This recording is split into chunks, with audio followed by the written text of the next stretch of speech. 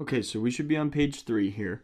And 2.10.3 is introducing this idea of what's called holes. And as math gets more complicated, we tend to have to find ways to explain why things maybe are or aren't happening. So below is the equation of h of x in factored form. Also, its graph is next to it. So as you can kind of see, the graph is curling away from this vertical asymptote at -1, as we can see on the graph, which, if we look to the equation in a sec, we're going to see, hey, that makes sense. So based on the equation, x-intercepts, we are focused on the numerator. So we would predict to have x-intercepts at -2, 0 and +3, 0.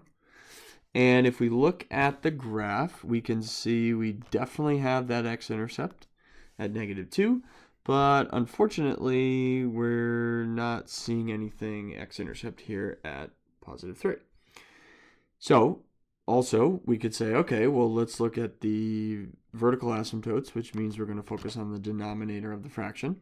And we should have a vertical asymptote at x equals -1.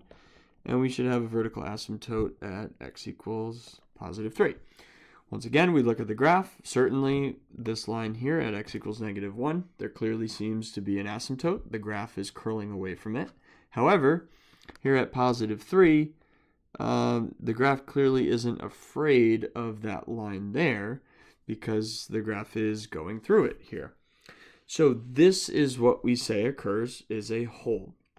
We'll explain more on the next page, but really all we're focused on is this idea that if a factor repeats on the top and the bottom, we say that there is a hole at that x value that makes that factor equal to 0.